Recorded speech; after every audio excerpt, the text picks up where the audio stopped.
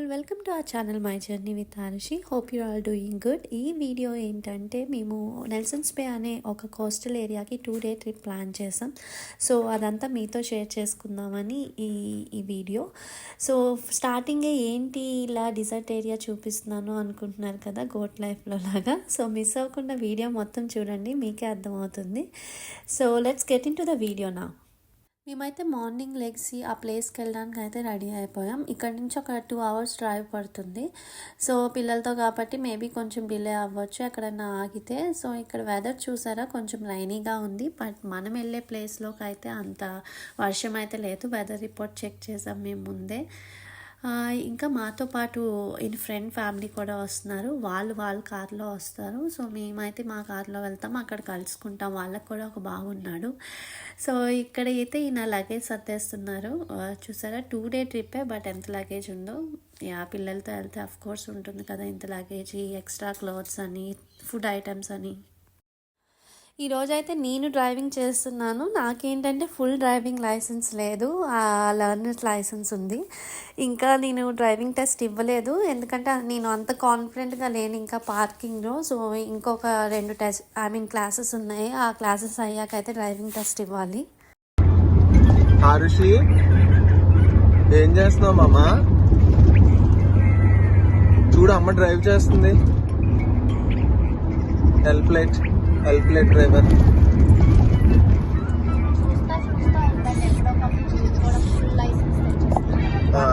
తెచ్చుకో, మంచిదే కదా, అదే కదా కావాలి.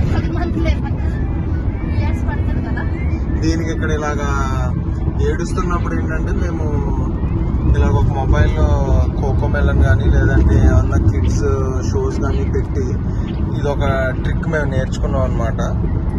మొత్తానికి ఫైండ్ అవుట్ చేసి ఇలా సీట్ దగ్గర ఇలా మొబైల్ ఇలా పెడితే అది చూస్తూ కొంచెం సైలెంట్గా ఉంటుంది. ఎందుకంటే ఒక 2-3 hours డ్రైవ్ అంటే పిల్లలతో కొంచెం కష్టమే. సో మేనేజ్ చేయాలంటే ఇలాంటి చిన్న చిన్న ట్రిక్స్ నేర్చుకోవడం, ఫైండ్ అవుట్ చేయడం ఏదో ఒకటి చేయాలి. హర్షి,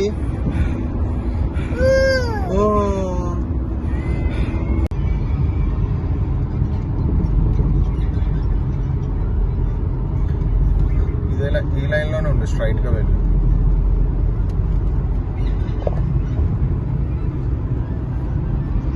ఎలా ఫీల్ అవుతున్నావు దుర్గా నువ్వు? ఇప్పుడు మోటార్వే మీద ఎల్ బోర్డ్ వేసుకుని డ్రైవ్ చేస్తున్నావు కదా, as an L plate driver నువ్వు ఎలా ఫీల్ అవుతున్నావు?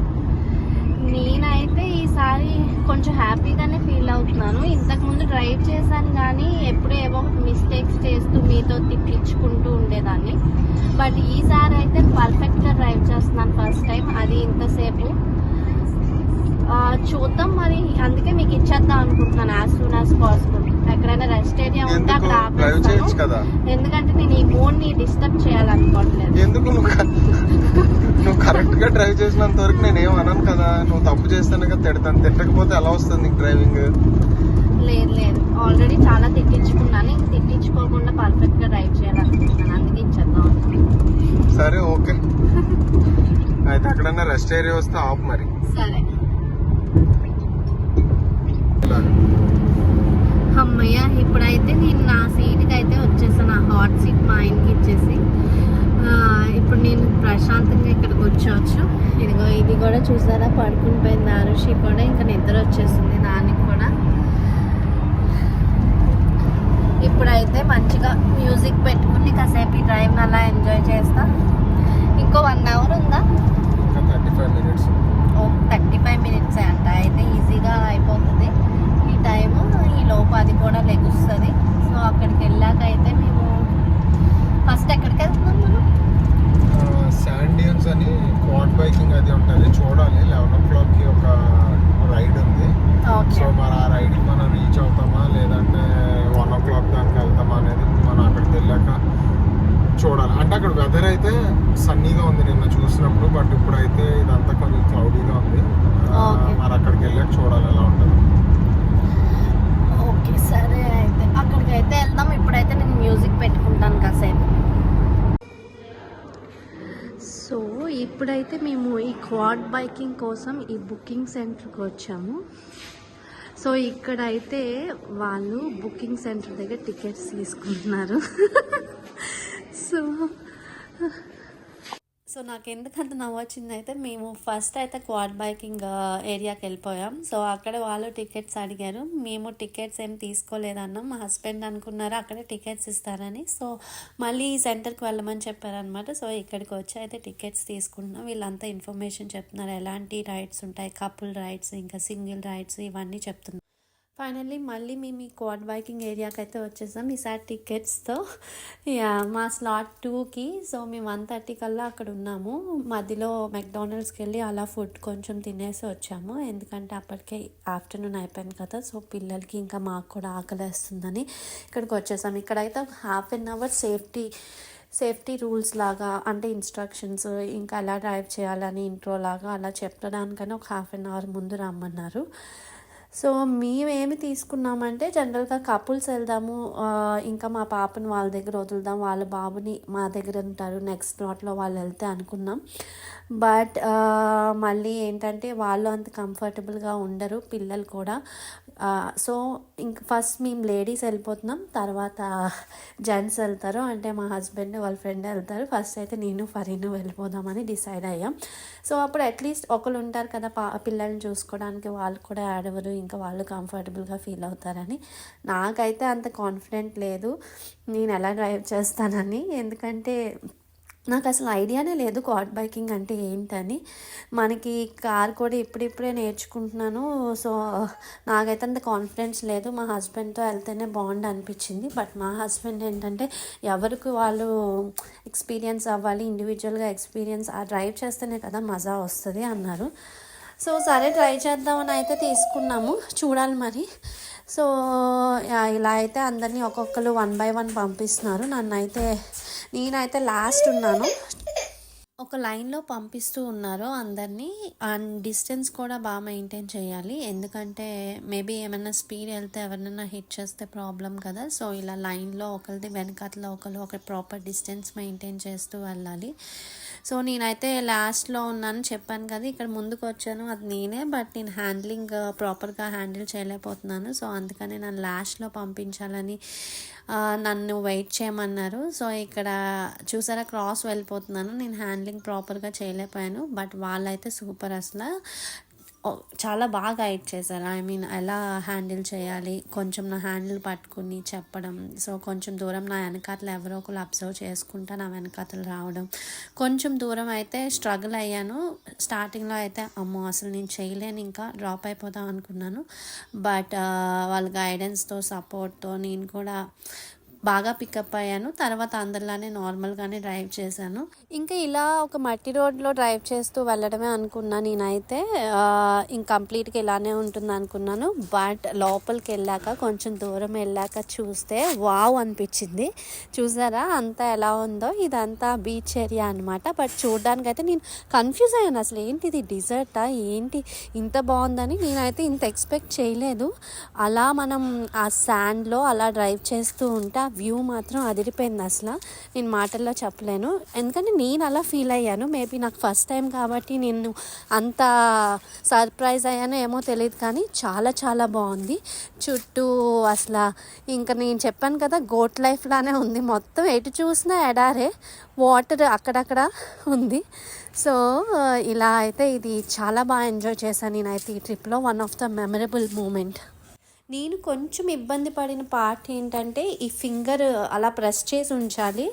ఏంటంటే ఇక్కడ యాక్సిలరేటర్ మనకు బైక్ ఉన్నట్టు ఉండదు. సో స్కూటీకి స్టార్ట్ బటన్ ఉంటుంది కదా, అలా ఓ బటన్ ఉంటుంది, దాన్ని ప్రెస్ చేస్తేనే అది మూవ్మెంట్ అవుతుంది. ఐ మీన్ మూవ్ అవుతుంది బైక్ ముందుకి, లేకపోతే అవ్వదు. సో అదొక్కటే కొంచెం నాకైతే ఫింగర్ పెయిన్ వచ్చింది. ఇంకా నేనేమనుకున్నానంటే కపుల్ రైడ్ కూడా చాలా బాగుంటుందని, ఎందుకంటే వెనకాతలు కూర్చుంటే మనం వీడియో అంతా క్యాప్చర్ చేయవచ్చు కదా. ఇదైతే one of the thrilling experience అని చెప్పొచ్చు ఈ ట్రిప్లో. మీరు కూడా దగ్గరలో క్వాడ్ బైకింగ్ ఉంటే కంపల్సరీ ఒకసారి ఎక్స్పీరియన్స్ చేయండి, చాలా చాలా బాగుంది. Good morning all. నిన్నైతే మేము చాలా అలసిపోయాము ఈ క్వాడ్ బైకింగ్ ఇవన్నీ చేసి. ఇంకా ఈ రిసార్ట్కి వచ్చేసరికి ఆల్మోస్ట్ ఈవినింగ్ 4 అయింది. సో ఇంకా వచ్చాక కాసేపు రిలాక్స్ అయ్యి ఇలా చేంజ్ చేసుకుని మంచిగా ఇంకా ఫుడ్ తిని పడుకుని పోయాం ఎర్లీగా అయితే. సో అందుకే నిన్న ఈ రిసార్ట్ చూడడం ఏం అవ్వలేదు. సరేలే ఇప్పుడు ఎలాగో చెక్అవుట్ చేసేయాలి 10కి. బాగుంది పూల్ అది, ఒకసారి చూసొద్దామని ఇలా వాకింగ్కి వచ్చాం మార్నింగ్ లేచి. పాపకు కూడా వాటర్ అంటే ఇష్టం, ఒకసారి చూపిద్దామని. సో చాలా బాగుంది ప్లేస్ అయితే ఇది. అన్ని పూల్ రీసైడింగ్ హౌసెస్ ఉన్నాయన్నమాట. ఇలా అన్ని హౌసెస్కి పూల్ కవర్ అయింది. సో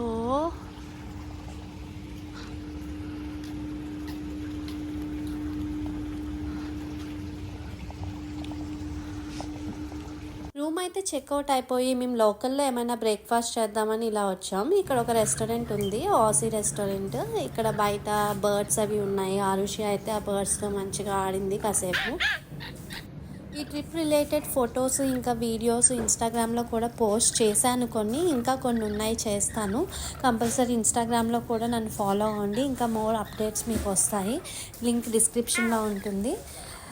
ఇంకా ఇక్కడ బ్రేక్ఫాస్ట్ చేసేసి మా ప్లాన్ ఏంటంటే ఇక్కడ sharks and string ray encounters అని ఒకటి ఉంది, అక్కడికి వెళ్దాం అనుకుంటున్నాం. ఎందుకంటే దీనికి ఫిషెస్ అంటే చాలా ఇష్టం ఆరుషికి. సో అక్కడికి వెళ్ళి అది చూద్దామని మా ప్లాన్. చూసారా ఈలోపు మన బ్రేక్ఫాస్ట్ అయితే వచ్చేసింది. ఈసారి మేము కంప్లీట్ ఆసీ బ్రేక్ఫాస్ట్ అనమాట. అవకాడో, సాల్మన్, ప్రాన్ అన్నీ ఫుల్ ఆసీ స్టైల్లో. రెస్టారెంట్ కదా, అన్నీ ఫుల్ ఆసీ బ్రేక్ఫాస్ట్. నేనైతే ఎక్కువ ప్రిఫర్ చేయను, బట్ మా హస్బెండ్కి అయితే చాలా ఇష్టం. సో మేమైతే ఇక్కడికి వచ్చేసాము. ఈ షార్క్ అండ్ రే ఎన్కౌంటరింగ్ దీనికి చూసారా ఆరుషికి సర్ఫర్ సూట్ వేసాము. పిల్లలకి అయితే ఫ్రీ అంట, ఇంకా పెద్దోళ్ళకి కూడా తీసుకోవచ్చు, బట్ పే చేయాలి. బట్ మేమైతే ఎక్కువ దిగేదేం లేదు. ఒకవేళ దిగినా జస్ట్ కాలు వరకే కదా తడిచేది అని మేమైతే తీసుకోలేదు. దానికైతే తడిచిపోతుంది కదా అని దానికైతే వేసాం. భలే ముద్దుగా ఉంది. సో ఇక్కడ చూసారా ఇది ఒక షార్క్, స్మాల్ షార్క్ అంటే ఇది. సో దీని గురించి అంతా ఇన్ఫర్మేషన్ అంతా చెప్తున్నాడు. అక్కడ ఒక ఇన్స్ట్రక్టర్ ఉన్నారు, తను అన్నీ చెప్తున్నాడు అనమాట.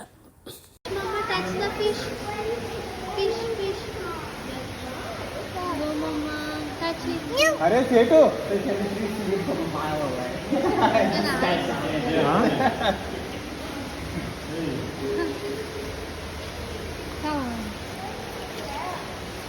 So with this shark over here, the epaulette shark, they're also nicknamed as a walking shark. That's because in the wild, they actually live in small rock pools. And it's a small size. This is a full grown, by the way. They're just a really small species. So in the wild, you live in small rock pools. Whenever the conditions is not longer fit for living, they will actually walk out of that rock pool and walk to another one.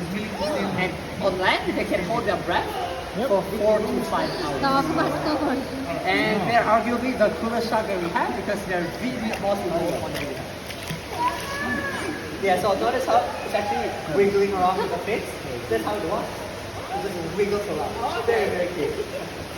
Oh, I see. Yeah.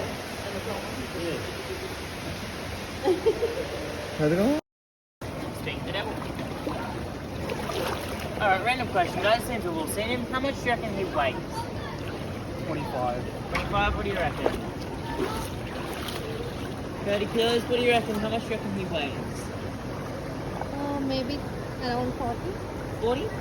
So 40 is the closest, but still nowhere near. Keep going up. Keep going up. 140. Keep going up. 200. 190 kilos, yeah. 193 అంటే ఏంటి? Kgs ఉంటుందంట. ఏది అక్కడ ఉంది? పెద్దది ఇప్పుడు వెళ్ళింది ఇంట్లో. సో ఇక్కడ ఏంటంటే ఆ ఇన్స్ట్రక్టర్ అడుగుతున్నాడు దీని వెయిట్ ఎంత ఉంటుంది ఫిష్ వెయిట్ అని. నేను 40 కిలోస్ అన్నాను, బట్ దాని యాక్చువల్ వెయిట్ 190 కిలోస్ అంట. అంత వెయిట్ ఉంటుందంట ఆ ఫిష్. వీటిని స్ట్రింగ్ రే ఫిషెస్ అంటారు. చూడడానికి పలుచగా ఇస్తరాకుల్లాగా ఉంటాయి, ఫిష్ షేప్లో ఉండవు, డిఫరెంట్గా ఉంటాయి. వీటిని ఈ ఫిషెస్కి మేము కాసేపు ఫీడ్ చేసాం, స్మాల్ ఫిషెస్ని. ఈ ప్లేస్ అయితే ఆరుషి బాగా ఎంజాయ్ చేసింది. అదైతే టచ్ చేసి చాలాసేపు ఇంక అక్కడే ఉండిపోతానని ఏడుపు రానని. సో బాగా ఎంజాయ్ చేసింది. చూసారు ఈ ఫిషెస్ ఎలా ఉన్నాయో చూడడానికి.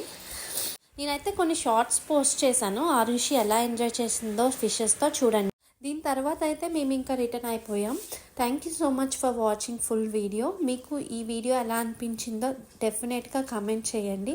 ఏమైనా డీటెయిల్స్ కావాలన్నా కమెంట్ చేయండి, కంపల్సరీ రిప్లై ఇస్తాం.